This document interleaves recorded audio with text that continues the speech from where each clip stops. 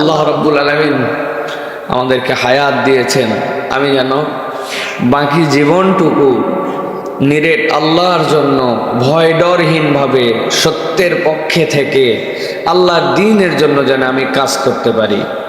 আর এইরকম 100 মাইল বেগে মারার পরে, সামনে পিছনে মুচড়ানোর পরে আল্লাহ রাব্বুল আলামিন এই যে 6টা মানুষকে নিখুঁত করে বের করছেন, ওইখানকার মানুষরা আসছে যে ভাই লাশ কয়টা বের করা হয়েছে আর কয়টা বের করা হয়নি। আমার গাড়ি স্বাভাবিকভাবে আছে, সেখানে আমি একটা ওভারটেক করতে চাইলাম, সে অবস্থায় একটা বাস ওভারটেকের সুযোগ না দিয়ে হালকা চাপ দিল। ও আস্তে করে বাম পাশে এসে চিন্তা করলো যে আসলে আমার সেন্স ছিল না, অজ্ঞান হয়ে গিয়েছিলাম। পরবর্তীতে আমার কাছে যে ড্যাশ ক্যামের ভিডিও আছে, আমার কাছে সামনের ভিডিও পেছনের ভিডিও সব আমার কাছে আছে। তো সেইটাতে তখন দেখছি যে আমি ঘুমাই নাই, আসলে আমি তোর সাথে কথা বলছিলাম। তো বাম পাশে গাড়িটা আস্তে করে আসলো, আসার পরে ওকে আমি বললাম এইটা কেমনে কি করলাম? ও বলছে দেখছেন কেমনে আমাকে ডান থেকে চাপ দিল। আমি বললাম আস্তে যাও, সামনের গাড়ি পার হোক, এরপরে আমরা পার হয়ে যাব।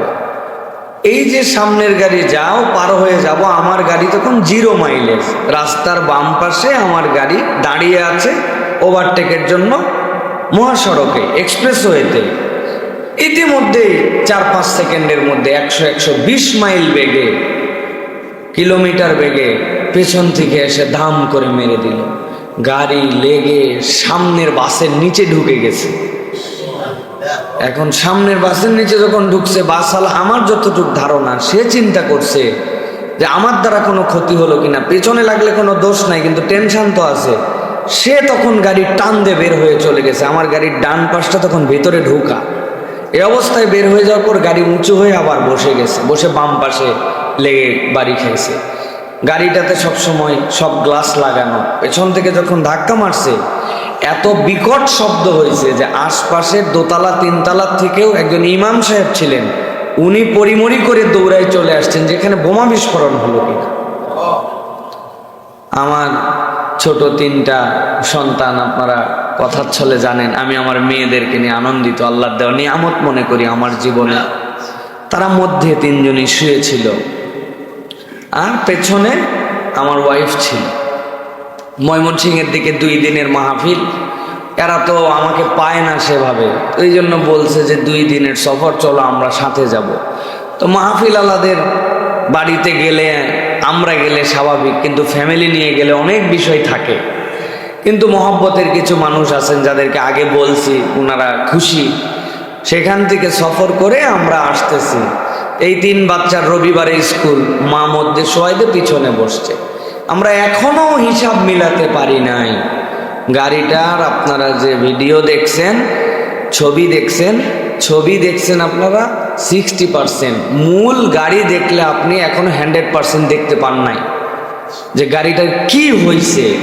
কিন্তু আল্লাহ রাব্বুল আলামিন কিভাবে কেমনে রক্ষা করলেন, এই জন্যই আল্লাহর একটা নাম হচ্ছে ইন্নাল্লাহ আলা কুল্লি শাইইন কাদির। আল্লাহ যা ইচ্ছা তাই করতে পারেন, এটার নজির আমি নিজের চোখে দেখছি।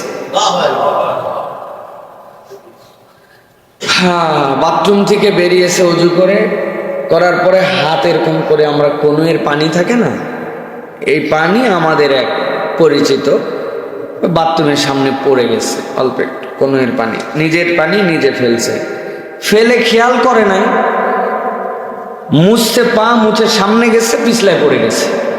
পিছলায় পড়ে এই নখ 3টা ভাঙছে, আর এই পিছনের এই হাড্ডি ভাঙছে। 1 বছর পঙ্গু হাসপাতালে, নিজের অজুর 3 ফোঁটা পানির নিজের বাড়িতে পিছলায় পড়ে। আর এইরকম 100 মাইল বেগে মারার পরে, সামনে পিছনে মুচড়ানোর পরে আল্লাহ রাব্বুল আলামিন এই যে 6টা মানুষকে নিখুঁত করে বের করছেন, ওইখানকার মানুষরা আসছে যে ভাই লাশ কয়টা বের করা হয়েছে আর কয়টা বের করা হয়নি। তখন দোকানদাররা বলতেছে লাশ কোথায়? এই যে ইনারাই তো ভিতরে ছিল, ওনারা মাথায় হাত দিয়ে বসে পড়ছে।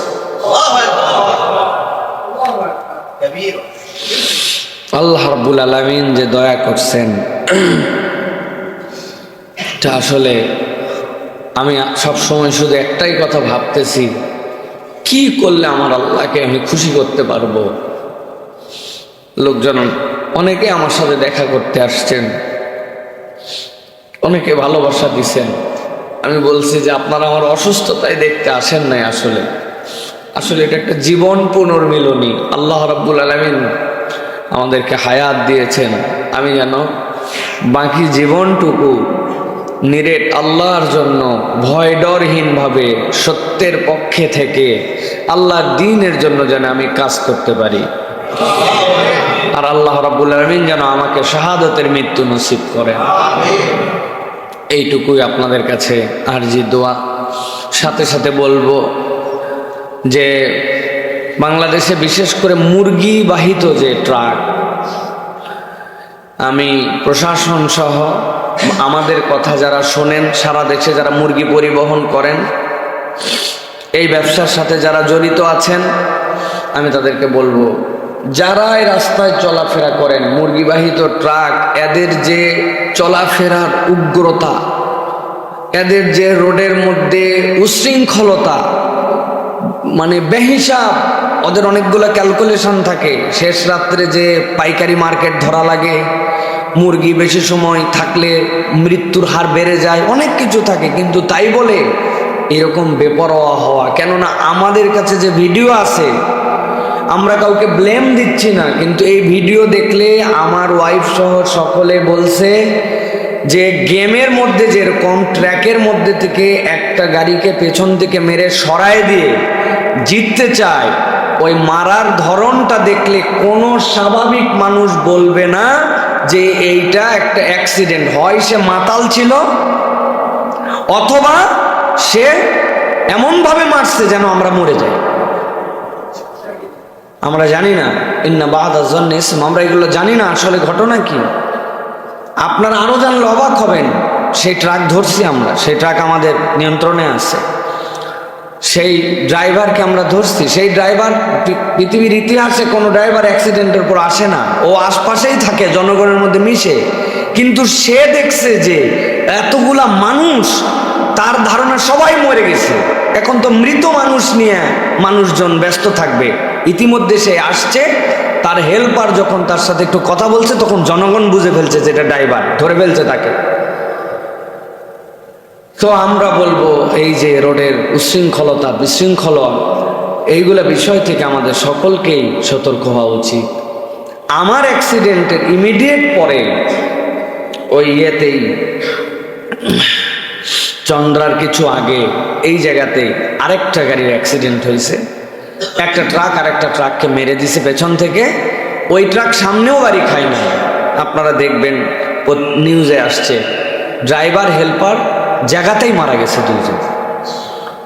ট্রাকের পেছনে মারছে, আর আমার গাড়িতে পেছন থেকে মেরে সামনে যায়, আবার পেছনে এসে সামনে বামে ধাক্কা খেয়ে রব্বুল আলামিন কিভাবে রক্ষা করলেন। এটা আল্লাহ রব্বুল আলামিনের দয়া ছাড়া আর কিচ্ছু না। আর আমি আবারও আপনাদের প্রতি কৃতজ্ঞতা জানাচ্ছি। কত মানুষ, কত ভাবে, আমি কি এমন ক্ষুদ্র মানুষ, এমন এমন রাজনৈতিক ব্যক্তিত্ব, ওলামায়ে কেরাম, পীর সাহেবগণ, আলহামদুলিল্লাহ, আমি মানে আপনাদের কাছে নাম বললে আপনারা শিহরিত হয়ে যাবেন। এই মানুষেরা আমাদের খোঁজ খবর নিয়েছেন, দোয়া করেছেন, উপর থেকে নিচ পর্যন্ত। একজন ফকির আমার সাথে গতকালকে দেখা করতে আসছে, প্রতিবন্ধী ভিক্ষুক, বলে হুজুর আমার একটা ভাঙ্গাচোরা ফোন আছে, ওই ফোনে রাত দিন আপনার ওয়াজ শুনি। আমি যখন শুনছি যে আপনি অসুস্থ, সে 2টা কমলা নিয়ে আমার বাড়ির নিচে আমার সাথে দেখা করতে আসছে।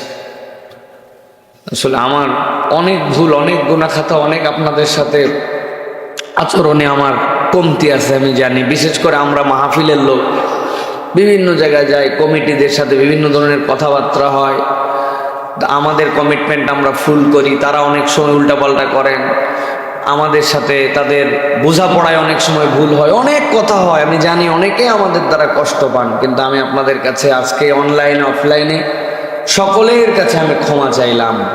আপনাদের কোনো কারণে কোনোভাবে যদি আমি আপনাদেরকে কষ্ট দিয়ে থাকি, আমার ছোট ভাই হোক, আমার বড় ভাই হোক, আমার পরিচিত অপরিচিত, আল্লাহর হস্তে আমাকে আপনারা ক্ষমা করে দিবেন।